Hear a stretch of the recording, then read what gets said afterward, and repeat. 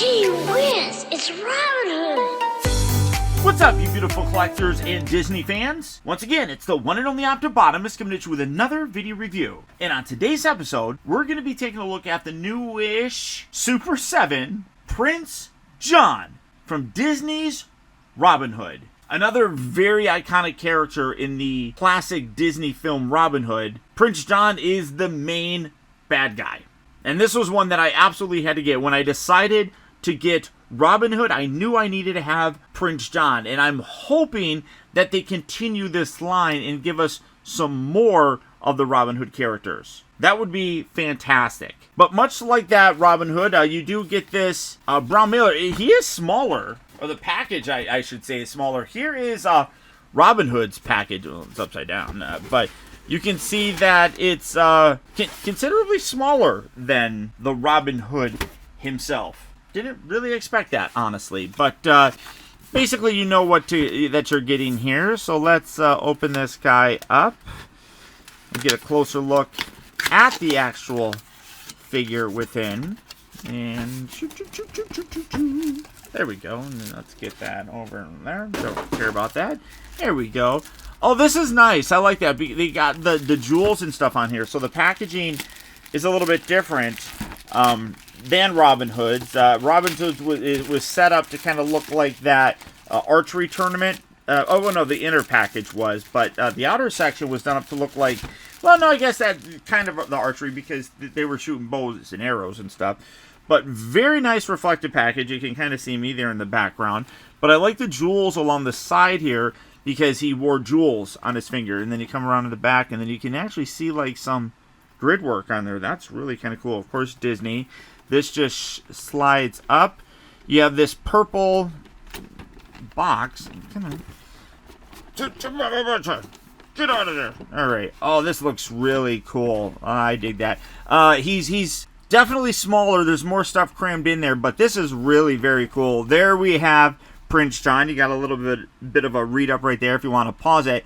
Now, what's interesting to me, and I'll talk about this more in the video, you can see that he's got his red robes. That literally only happened in one sequence of events in the beginning of the movie. The rest of the time, he wore blue robes. Now, Super7 has done a alternate version of this guy as I think a New York Comic Con exclusive where he's wearing the blue robes.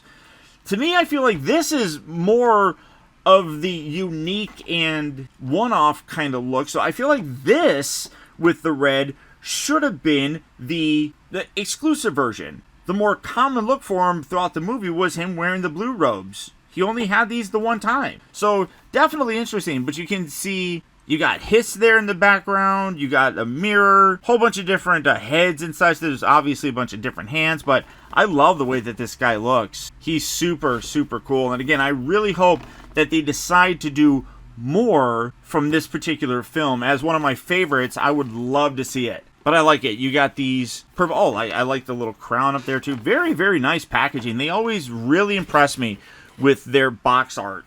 But for the packaging on this guy, that's about it. So without further ado, let's get him out here and see how cool he actually is. And here we have the new Super7 Prince John opened up and out of his packaging. And oodalale. Again, I absolutely love what they're doing with these Disney figures. They literally look like they jump right off the screen. Now, starting off first, you can see that he does come with a bunch of different things here. He's got a pair of relaxed hands that are currently on him, but that also comes into play with something that you can do later on. Now, he also does come with this clutching hand, which works for a variety of things. You can have him hold his mirror if you wanted to. You just fit that in there. It is fairly loose of a fit. It's not entirely perfect for it, but you can still kind of get it in there sort of thing, and I'll focus on this here in a bit.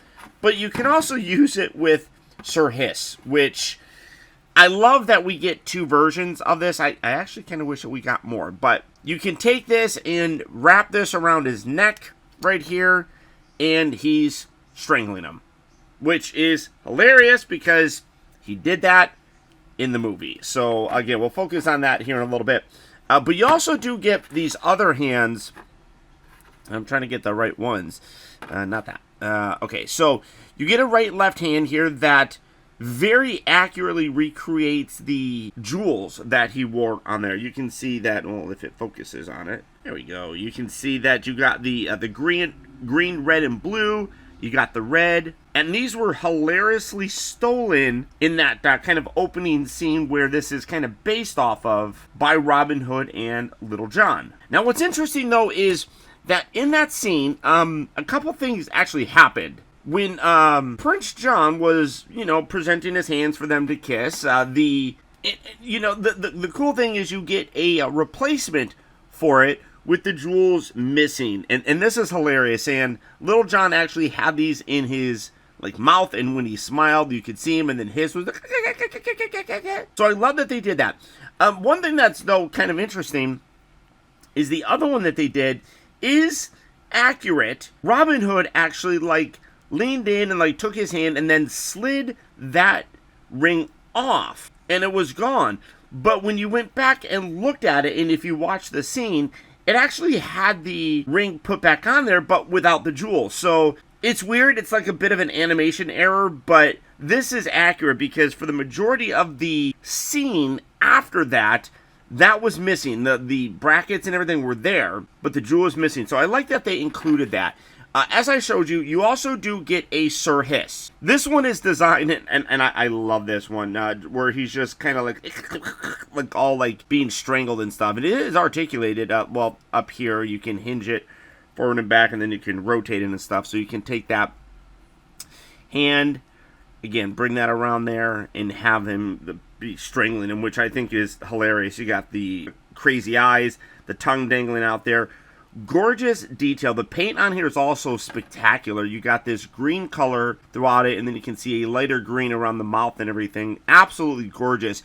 Even when you look at the body, you can see that it has this nice green coloring, and he's just kind of dangling there. But you also got that two-tone color beautifully put in there with his little cape. Now, you also do get a second one, which is just kind of a generic one where he's just kind of sitting there with it all coiled up, or himself all coiled up, and kind of just resting here, which, again, same amazing amount of detail all the way around, but he doesn't have the crazy look to his face. It's just kind of like him just looking there, but his tongue is dangling out. Again, great paint detail all the way around. Absolutely love this. I really wish that we got a version of him where you could, take his head off and attach, this body, maybe this one or something, make it where you could pop his head off and then have a balloon, because that's what he kind of was flying around in that scene when the archery tournament thing was happening. That would be cool. Or even having a jug with alcohol in there that you could, put him in, or maybe just give us a jug because you couldn't really see him in there. So just maybe having that. So these are extra accessories that if they ever wanted to do more of these, I wish that, they could kind of do things like that. You do get the mirror. Now, this was his mother's mirror. You see great paint detail with the green, the gold all the way around. You do have a nice reflective chrome sticker there, which you can kind of sort of see. Let's see. How well does that... oh, yeah, look, that's not terrible. That's pretty good. So you do have that. Again, you can have that held if you want to. You also do get a couple different heads. Now, I have talked about how that there's a different version of him that comes with a few different accessories, a couple different head sculpts, and a different color cape. This, to me, is kind of weird because the red cape, or the red robes here, were literally only seen in that scene where he got robbed by Robin Hood and Little John towards the beginning of the film. It was there once. The rest of the time, he was wearing blue robes. So I feel like this should be more of the limited edition one because it was something that they barely saw. It's really weird that they decided to do that. But you do get a couple different head sculpts here. This one here is just kind of a generic one. He's got the crown on his ears. You got just a regular face. Again, great paint detail all the way around. Nice sculpt work. Crown looks amazing. And then you have this one here where you can see that his ear has given out and the crown has fallen down, covering up his eyes, which all that stuff is still there. You can definitely still see it. And then he's got this weird look like, whoop.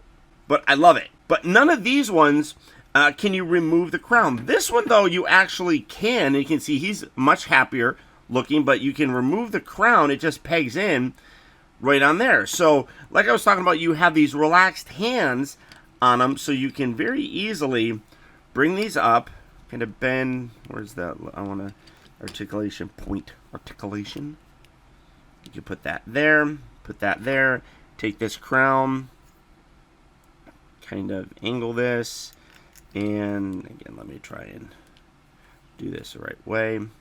And you can put that right there, just like he's about to put it on his head, which I love that. These hands kind of are dual purpose as kind of something you can do that with, but then also, it's not very, it should be more off on the side like that. These little posts that you can kind of see there at the bottom plug into his ears. So you can literally do that. And I love that. I think that is absolutely fantastic. And then, of course, you have the next scene where he puts it on his head, and then it just kind of droops. And it's like, oh, no, not that one.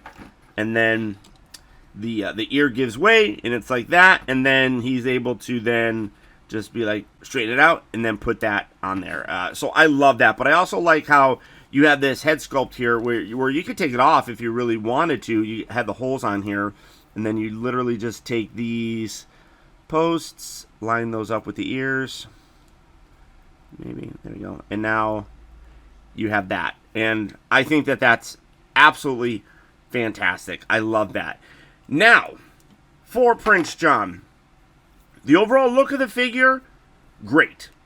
Cannot complain. Like I said, you got the rings on there so you could do the kissing thing. The problem that I have with this, and I have seen other people talk about this, is right here.